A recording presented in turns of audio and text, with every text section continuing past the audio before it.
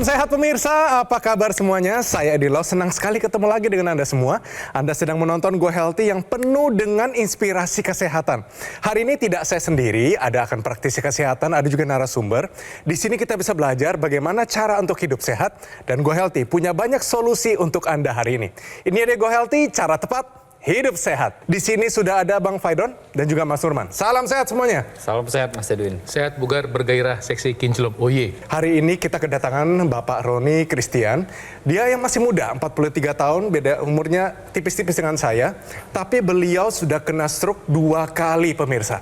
Dia datang di sini mencari solusi, semoga kita nanti memberikan solusi yang paling tepat. Dan terutama, dia masih muda, masih produktif, masih panjang masa depannya. Disinilah Go Healthy akan membantu Pak Roni hari ini. Mari kita sambut Pak Roni. Pak Roni, salam sehat Pak. Salam sehat. Nah, apa kabar nih? Baik. Sebenarnya kita sudah pernah bertemu ya. Mas Roni datang ke sini dengan kondisi pernah kena stroke 2 kali. Sekarang kesibukannya apa Mas? Keseharian saya bekerja di gereja dan mengajar. Oke, mengajar ya. Memangnya waktu stroke itu lagi ada di mana Mas? Saya sedang membawakan seminar sebetulnya waktu itu ya di satu kota, dan kemudian di hari yang keempat sebelum membawakan seminar itu di pagi hari saya kemudian merasa kepala saya sakit. Dan kemudian tangan kanan saya tidak bisa digerakkan. Nanti kita bahas lebih dalam, Mas Roni, kita bincang-bincang nanti. Tapi sebelum kita bincang-bincang, kita kenalan dulu lebih dalam siapa Mas Roni Christian ini. Mari kita saksikan ini kehidupan dari Bapak Roni. Roni Christian jadi salah satu ujian terbesar dalam hidupnya. Kini Roni masih berjuang untuk bisa pulih dari stroke. Serangan stroke ini terjadi pada bulan Februari 2023 lalu. Saat itu, ia sedang sibuk mengisi seminar. Tiba-tiba Roni terjatuh karena sebagian tubuhnya terasa lemah. Tahun lalu tepatnya mengalami stroke. Ya tentu waktu saya mengalami stroke yang kepikiran langsung adalah keluarga begitu ya. Bagaimana dengan istri dan anak-anak begitu. Itu yang menjadi concern saya sih. Disebutkan pula tekanan darah dan kadar kolesterolnya tinggi. Dampak dari stroke ini juga membuat Roni menjadi sulit berbicara. Setiap ia ingin membicarakan sesuatu, kata-kata yang keluar dari mulutnya menjadi sulit untuk terucap. Meski begitu, Roni tak mau patah semangat. Ia terus berjuang dan berharap untuk bisa sembuh dari stroke. Mas Roni, sebelum saya tanya panjang lebar, boleh kita main benar salah ya? Boleh. Simpel banget, tinggal jawab benar atau salah dari pernyataan ini, dan saya rasa ini sudah ada pengalamannya dari kehidupan Mas Roni. Pernyataannya seperti begini pemirsa, bahwa kelelahan yang berlebihan ini katanya bisa memicu stroke. Menurut Mas Roni, benar atau salah? Dalam pengalaman saya benar. Kenapa jawabannya benar? Karena waktu saya terkena stroke itu beberapa hari memang karena mungkin di luar kota saya tuh tidak bisa tidur yang nyenyak begitu. Kalau saya tidak salah sekitar jam-jam 2 pagi saya baru bisa tidur, dan jam setengah 7, jam 7 pagi itu saya sudah jemput orang. Jadi saya hanya tidur beberapa jam selama beberapa hari itu. Sehingga saya kelelahan, saya berpikir seperti itu. Pernyataan bahwa kelelahan berlebih bisa memicu stroke, benar atau salah? Pernyataannya benar. Ya, tepat ya, jadi pernyataan benar bahwa bisa memicu stroke. Tapi bahwa kelelahan itu bukan pada saat itu. Ini pasti prosesnya panjang. Jadi kalau pemirsa ngelihat Mas Roni saat ini, jangan bayangkan dengan kondisi fisik yang seperti sekarang. Waktu kena stroke itu beratnya lebih berat ya. Ya, 84 kilo. 84 kilo, waktu itu usianya 42 ya. 42 tahun. Minimal 10 tahun terakhir itu makan enak. Jadi makan enak itu yang memulai proses penyumbatan pembuluh darah, dan mungkin kurang istirahatnya juga sudah lama dimulainya, bukan pada saat itu saja. Nah, ketika orang mengalami kurang tidur itu ada satu masalah penting, yaitu namanya recovery atau pemulihan. Karena pada saat tidur, otak manusia memproduksi namanya growth hormone atau hormon pertumbuhan. Hormon inilah yang bertanggung jawab untuk memulai semua proses pemulihan semua organ tubuh kita. Tapi dia harus dalam kondisi tidur. Nah, sekarang bayangkan kalau orang nggak tidur. Berarti hormon ini berkurang produksinya. Kita hitung-hitungan, seandainya orang tidur normal itu katakanlah 7-8 jam. Kita ambil 7 jam lah misalnya begitu. Kemudian karena satu dan lain hal tidurnya cuma 4 jam. Berarti selisih 3 jam. Satu hari sih nggak apa-apa. Tapi kalau seminggu 2 kali, 3 kali selama bertahun-tahun, berapa puluh jam itu yang tubuh kita mengalami kekurangan hormon. Nah, ketika proses penyumbatan pembuluh darahnya berjalan karena pilihan makanan, penurunan hormonnya terjadi, pada satu saat terjadilah itu kejadian. Hati-hati dengan kurang istirahat, dia bisa memicu stroke. Kelelahan yang berlebihan bisa memicu stroke. Pernyataan ini adalah benar. Oke, bagus banget jawabannya benar. Tapi yang nggak enaknya dialami sendiri ya Mas Roni ya. Tensinya waktu itu pernah cek atau bagaimana? Sebetulnya kalau tensi lebih cenderung untuk darah rendah daripada darah tinggi. Waktu saya keluar dari rumah sakit setelah dirawat ya, di rumah sakit sebelumnya yang di daerah itu saya diberikan obat darah tinggi karena pada saat serangan saya punya tekanan darah tinggi naik semua kan ya, kolesterol naik. Jalan bagaimana sekarang? Kalau jalan sih normal ya. Normal. Oke, berbicara? Nah, kalau berbicara tadi tuh, kalau hal-hal tertentu kan saya memang pekerjaannya adalah membawakan seminar gitu ya. Tapi ada hal tertentu yang memang kemudian saya harus jeda untuk mengucapkan kalimat berikutnya. Pertanyaan saya adalah begini. Menurut Mas Roni sendiri, kondisi Mas Roni saat ini sedang baik-baik saja atau tidak? Kalau secara mayor ya, secara keseluruhan saya rasanya sehat. Ya, tetapi kalau tadi didetailin gitu ya, ada hal tertentu yang kayaknya dulu nggak begitu deh. Oke. Untuk lebih jelasnya mungkin nanti dijelasin ya Mas Urman ya. Ini apa sebenarnya maksudnya? Ya, jadi mungkin kita lihat dulu ya hasil pemeriksaan terakhir dari Pak Roni sendiri ya. Kalau kita lihat di sini hasilnya Pak Roni, ini mohon maaf ya masih ada PR yang banyak ya. Tekanan darahnya masih di angka 136/88 ya. Mengingat dulunya itu tekanan darahnya cenderung rendah gitu ya. Berarti ini kan tinggi sekali ya kan ya. Normalnya tekanan darah kita itu di angka 120/80. Tidak boleh lebih dari itu. Terlebih lagi untuk orang-orang yang memang sudah punya riwayat serangan stroke atau serangan jantung gitu. Tapi bukan cuma tekanan darah aja. Ini ada asam urat yang tinggi di angka 10. Asam urat pada pria itu tidak boleh lebih dari angka 7. Asam urat yang tinggi ini jangan cuma dipikirkan dia akan merusak sendi kita ya, enggak juga.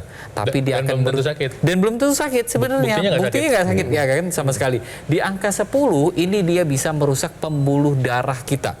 Di ini pembuluh darah kita tidak akan bisa menghasilkan zat yang namanya nitric oxide sehingga pembuluh darah kita kaku dan resiko untuk terjadinya penyumbatan dan pecah pembuluh darah itu lebih tinggi lagi. Dan satu catatan penting dari saya untuk Pak Roni dan pemirsa di rumah bahwa yang namanya stroke ini bukan hanya menyerang tangan, kaki, kelumpuhan, enggak juga. Ada yang namanya silent stroke. Silent stroke ini dia tidak ada keluhan kelumpuhan, tapi keluhannya biasanya ingatan, daya pikir, daya kognitif biasanya menurun gitu. Dan ini tidak disadari oleh seseorang sampai memang terjadi yang secara progresif. Artinya daya ingatnya menurun, daya pikirnya juga ikut menurun, dan ini biasanya merupakan salah satu tanda adanya sumbatan yang kecil-kecil di pembuluh darah kita.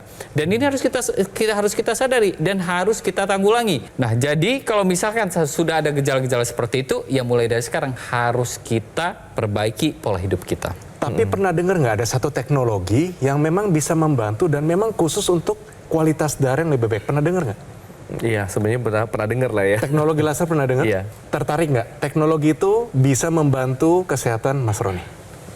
Iya. Tertarik? Mau tahu cara kerjanya? Iya, boleh. Boleh ya?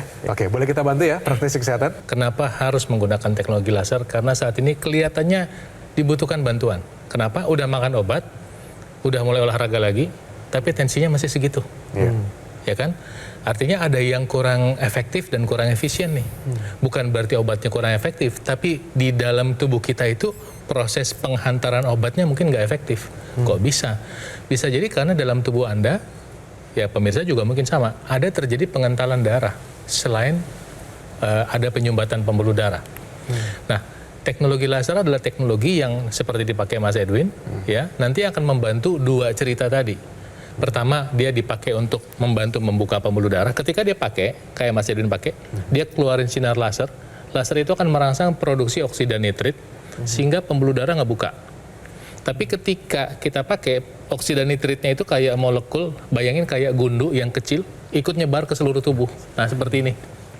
Jadi begitu kita pakai, teknologi lasernya ada sinarnya, jadi seperti itu, membuka, melebar. Oke. Nah, otomatis nanti tekanan darah kita turun. pun butuh waktu karena pembuluh darah tubuh kita itu ada sekitar 100.000 kilometer. Ya, jadi ketika Anda pakai, jangan Anda berpikir besok langsung bagus gitu. Enggak, kita butuh waktu. Nah, seperti ini oksida nitrit gambarnya nih. Coba lihat. Nah, dia kayak molekul gitu seperti gundu. Begitu dipakai teknologi lasernya seperti gundu ini keluar nih. Nah, nanti ikut ngalir di pembuluh darah kita. Ngalir terus, semua terus. Di kepala, ujung kepala sampai ujung kaki. Kenapa? Karena semua darah itu pasti lewat di sini, pasti balik lewat. Nah, ketika kita pakai perangkatnya di sini, teknologi laser itu, oksida nitrit atau nitrik oksid ini akan diproduksi, dialah yang nanti membantu menurunkan tekanan darah. Ini yang pertama. Nah, yang kedua, saya mau ngasih lihat di dalam tubuhnya Mas Roni ini, darahnya seperti apa? Nah, seperti ini, Mas. Ketika Anda memilih makan yang goreng tepung, ada gulanya, ada jelantahnya, kemudian gula yang ngumpet di dalam sambal, ya, darah Anda ngumpul seperti ini. Jadi bayangin kalau pembuluh darah itu bercabang di cabang yang lebih kecil, dia bisa masuk nggak? Nggak bisa masuk. Harusnya seperti ini. Nah, dengan begini darahnya, ini hanya ilustrasi ya pemirsa, dengan darahnya terurai seperti ini di pembuluh darah yang lebih kecil, dia bisa masuk. Nah, kebayang nggak, Mas Roni, kalau Anda makan obat itu mungkin di dalam gumpalan itu.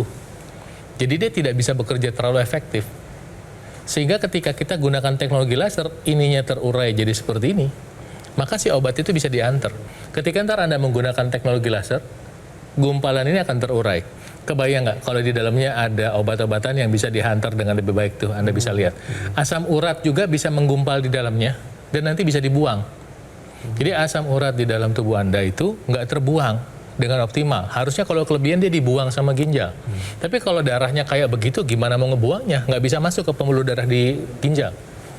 Ya, jadi ini yang terjadi kalau Anda nanti menggunakan teknologi laser, sehingga Anda bisa berharap tekanan darah turun, kolesterol turun, asam urat turun, Anda bisa lebih sehat. Ambil aksi saat ini, bagaimana caranya? Pakai langsung teknologi laser. Kalau semuanya sudah dilakukan, pola hidup sudah sehat tapi ternyata tensi masih tinggi, kolesterol masih tinggi, pakai teknologi laser. Namanya adalah dokter laser atau Equilaser dari Gogomol. Ini adalah sebuah alat kesehatan yang telah membantu meningkatkan kesehatan masyarakat Indonesia selama lebih dari 10 tahun, pemirsa. Spesifikasi alat ini memiliki 14 titik sinar terapi, terdiri dari 10 laser merah, 2 sinar kuning, dan 2 sinar biru. Jumlahnya dan posisi titik-titiknya semua sudah disesuaikan sehingga bisa meningkatkan kualitas darah dan pembuluh darah kita. Nah, penggunaan rutin dari dokter laser bisa bantu kendalikan mulai dari diabetes, hipertensi, kolesterol tinggi, asam urat tinggi, dan harapannya Anda bisa tercegah dari berbagai macam komplikasi seperti serangan jantung, stroke, gagal ginjal, dan lain-lain. Jadi, segera dapatkan dokter laser atau Equilaser dengan menghubungi nomor yang tertera di layar kaca Anda, pemirsa. Tim call center dari Gogomol akan bantu Anda dan menjelaskan secara lebih detail dan juga cara mendapatkannya. Pastikan juga Anda mendapatkan yang asli, berkualitas, bermanfaat, dan bergaransi. Dan semua itu hanya ada di Gogomol. Ingat teknologi laser, pastinya langsung ingat dengan dokter laser atau Equilaser dari Gogomol. Ayo, segera atasi masalah kesehatan Anda dan cegah komplikasinya sekarang juga. Didukung oleh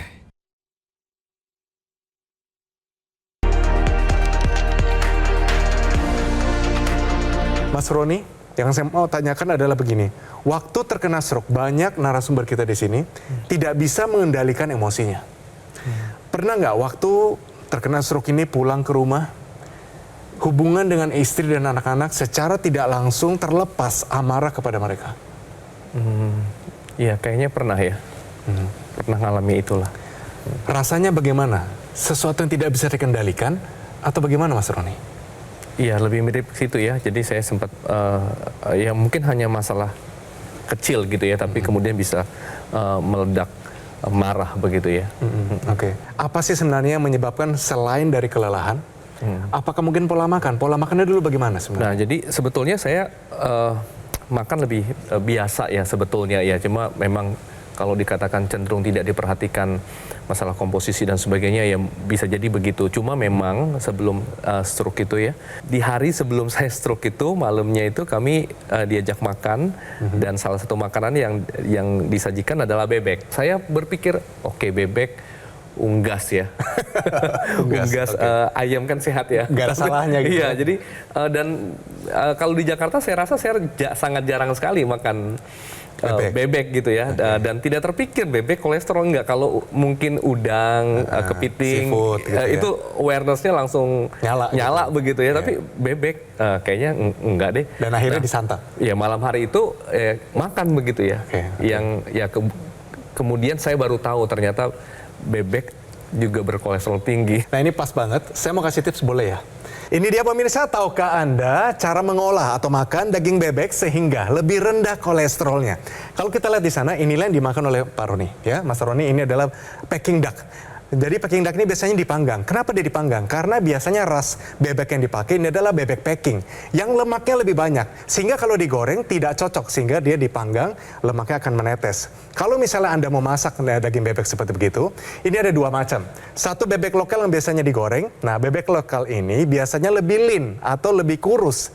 Jadi kalau kita lihat lapisan lemaknya lebih rendah ketimbang bebek Peking. Bebek Peking itu tebal. Tapi bebek lokal karena dia kurang lemak, makanya dia digoreng. Butuh fat is flavor, sehingga dia menambah cita rasa di situ. Nah, dari kedua ini, kalau misalnya Anda makan atau Anda masak dulu ya, kalau Anda masak nomor satu, di presto dulu, atau dimasak lama sekali, sehingga waktu airnya sudah selesai, Anda angkat sekitar 1 jam untuk presto, 3,5 jam untuk memasak biasa. Lihat airnya deh, airnya itu penuh dengan minyak dan lemak. Caranya adalah dinginkan dulu airnya ini, karena ini di kaldu, penuh dengan flavor, jangan dibuang. Dinginkan dulu, masukkan di kulkas, besok ada mentega di bagian atasnya, itu bisa diambil dengan tangan, benar-benar bisa diambil pemirsa, karena dia udah mengeras. Itu diambil, itulah yang dibuang, kuahnya yang sudah bening jangan dibuang, itu dijadikan kaldu, sangat bernutrisi. Lalu bagaimana dengan dagingnya? Dagingnya kalau bebek Peking, lapisan lemaknya dibuang, dikasih ke orang yang mungkin rendah kolesterolnya. Karena sayang ya kalau dibuang dosa katanya. Ya udah dikasih aja ke orang, kamu rendah kolesterol dikasih. Atau anak-anak ya? Iya, mungkin anak-anak ya. Mungkin lebih suka tapi jangan banyak-banyak. Kalau bebek lokal, di situ kita bisa lihat masih ada lapisan kulitnya. Kulit ini menyimpan kolesterol yang lebih tinggi daripada bagian dagingnya. Jadi bisa disisihkan yang dimakan bagian dagingnya. Justru bebek lokal ini lebih tinggi proteinnya ketimbang bebek Peking. Jadi masing-masing ada plus minusnya. Tergantung, ada disajikan di restoran Indonesia atau restoran Chinese. Sekarang tahu, kalau bebek Peking lapisannya lemaknya dibuang, bagian dagingnya itu sangat juicy dan terasa seperti darah dan metalik, benar ya? Itu karena hemoglobinnya, sel darah merahnya tinggi, dan juga di situ penuh dengan protein. Itu dia tips saya bagaimana cara masak dan mengolah, dan juga makan daging bebek sehingga lebih rendah kolesterolnya. Mas Roni tadi bilang dia susah tidur. Salah satu dampak dari stroke ini susah tidur, dan hampir semua narasumber kita para stroker susah tidurnya. Ada satu solusinya, Mas. Bagaimana kalau saya bisa bilang, kalau Anda bisa pakai satu teknologi ini, saya yakin, karena saya pun mengalaminya, tidur akan jadi lebih pulas. Dan hampir semua narasumber kita yang sudah memakai teknologi ini, tidurnya pulas banget. Mau tahu teknologi ini apa? Oke, mohon dijelaskan ya, silakan. Teknologi laser yang terkini itu punya teknologi yang lebih maju lagi. Jadi satu paket ya. Jadi kalau Mas Roni, pemirsa mau ambil keputusan sekarang, begitu ntar sampai di rumah Anda paketnya, lihat di bawahnya itu ada namanya intranasal. Jadi begitu Anda colokin di perangkatnya, dia seperti kabel masuk ke hidung. Nah, Mas Roni bayangin, kalau kita pakai di pergelangan tangan, nitrik oksidnya keluar, tapi dia harus ikut dulu aliran darah ke seluruh tubuh, baru ntar nyampe ke otak. Tapi kalau kita tambahkan penggunaan intranasal, lihat lasernya langsung sampai di hidung. Bisa lebih cepat. Ya, dipakai di hidung, aliran darah di sekitar hidung lebih cepat membuka, kemudian masuk ke dalam kepala kita sampai masuk ke seluruh area di otak kita. Termasuk ke pineal yang ada di otak. Maka nanti selain membantu kualitas tidur, ini penting buat mencegah stroke. Yang udah mengalami stroke dan atau yang punya potensi kena stroke. Siapa yang punya potensi kena stroke? Anda yang saat ini punya tekanan darah tinggi, kolesterol tinggi, gula darah tinggi, termasuk asam urat tinggi. Jadi kalau udah dengar cerita ini, adalah bijak buat Anda supaya Anda beruntung dengan kesehatan Anda mulai menggunakan teknologi laser sekarang juga. Kelemahan tangan, kaki pada orang stroke yang mungkin pemirsa di rumah juga sekarang mengalami yang namanya serangan stroke ini, maka kelemahan ini sebenarnya tidak bisa kita biarkan karena akan terjadi penyusutan massa otot. Kalau terjadi penyusutan massa otot, maka akan ada resiko terjadinya serangan stroke berulang. Ingat, otot ini dia berfungsi sebagai sumber pembakaran energi pada tubuh kita paling besar, ya kan ya. Kalau ototnya mengecil, maka pembakaran lemak, gula itu dia akan mengecil sehingga bisa terjadi nih peningkatan kadar gula dan lemak di dalam tubuh kita. Kalau misalkan pada orang stroke ini sudah tidak bisa bergerak, maka kita butuh tambahan teknologi, yaitu kita sebutnya sebagai NMES, Neuromuscular Electrical Stimulation. Teknologinya seperti ini Pak, tinggal kita tempelkan di area-area yang memang kita butuhkan untuk dilatih, ya kan ya. Misalkan ada kelemahan di tangan sama kaki, tangan kiri misalkan, kita tempelkan di sini, nanti teknologi inilah yang nanti akan membantu tubuh kita, otot kita itu akan berkontraksi. Sehingga ketika dia berkontraksi, maka impuls elektriknya ini akan disampaikan ke otak dan kembali lagi ke bagian otot kita. Dan yang pentingnya lagi adalah teknologi NMES ini juga membantu otot kita untuk memproduksi energi lebih optimal lagi yang kita sebut sebagai ATP. Jadi kalau untuk orang yang stroke pakai NMES boleh. Untuk orang yang sehat-sehat gimana nih? Teknologi NMES ini juga bisa membantu untuk menjaga agar otot kita tetap kuat dan lebih optimal lagi kerjanya. Pemirsa, mari kita lihat masyarakat Indonesia sudah memakai teknologi laser. Bagaimana kondisi kesehatan mereka? Padahal mereka mungkin kondisinya sama seperti Mas Roni, terkena satu kendala penyakit yang mematikan atau melumpuhkan. Tapi mereka tidak menyerah, mereka menggunakan teknologi ini dan perubahan hidup mereka luar biasa. Mari kita lihat. Saya penderita stroke, kolesterol tinggi, dan darah kental. Sakit kepala dan sakit leher. Sakitnya itu kayak nusuk ke dalam gitu. Tangan kiri tidak berfungsi, sama kaki kiri juga. Setelah menggunakan laser, saya sekarang tidur saya lebih nyenyak, rasa nyeri berkurang, hasil tes kesehatan juga normal semua. Dulu kolesterol 223, sekarang terakhir tadi 168. Terima kasih teknologi laser, semoga saya tetap sehat terus. Dan Mas Roni, kita sudah sampai di ujung acara. Kira-kira dari perbincangan kita dari awal sampai akhir, kira-kira apa yang didapat, Mas? Ya, yang pertama saya mendapatkan sebuah awareness ya, bahwa ada teknologi laser nih yang bisa menolong untuk dapat mempercepat pemulihan, menolong untuk lebih sehat, punya kualitas hidup yang baik. Dan yang tadi dijelaskan oleh praktisi kesehatan juga ya ada hal-hal pengetahuan yang baru yang saya dapatin. Oke. Ya, pertanyaan saya adalah siap nggak untuk mengubah dan melakukan pola hidup yang lebih sehat? Iya, siap. Siap ya, benar ya? Iya. Dan siap nggak mengupayakan supaya bisa menggunakan teknologi laser ini? Siap atau tidak? Siap. Benar ya? Sekali lagi, siap atau tidak? Siap. Itu dia semangatnya. Sekali lagi terima kasih Mas Roni atas kehadirannya di sini. Kita doakan sehat selalu. Amin. Dan juga segera menggunakan teknologi laser. Semoga istri, anak-anak sehat semua. Dan kita doakan someday kita bisa ketemu lagi Mas Roni dalam keadaan yang jauh lebih sehat. Sekali lagi terima kasih Mas Roni. Terima kasih juga para praktisi kesehatan, Bang Faidon dan juga Mas Surman atas tipsnya. Dan pemirsa, inilah giliran Anda saat ini untuk ambil aksi. Jangan cuma nonton aja pemirsa. Teori bagus, tapi action itu jauh lebih bagus. Jadi, take action sekarang juga, dapatkan equalizer atau dokter laser dengan menghubungi nomor yang tertera di layar kaca Anda pemirsa. Tim call center dari Gogomol akan bantu Anda dan menjelaskan secara lebih detail dan juga cara mendapatkannya. Dapatkan juga promo-promo yang sangat menarik. Ada juga nih program cicilan 0%. Semuanya untuk memudahkan Anda untuk segera mendapatkan dokter laser atau equalizer. Pastikan juga, jangan lupa ya, Anda dapatkan yang asli, berkualitas, bermanfaat, dan bergaransi. Dan semua itu hanya ada di Gogomol. Ingat teknologi laser, langsung ingat dengan dokter laser atau equalizer dari Gogomol. Ayo, kaum milenial, Gen Z, siapapun Anda, apapun profesi Anda, semuanya kualitas darah dan juga pembuluh darah Anda akan menentukan kualitas hidup Anda. Jadi, segera atasi masalah kesehatan Anda dan cegah komplikasinya sekarang juga.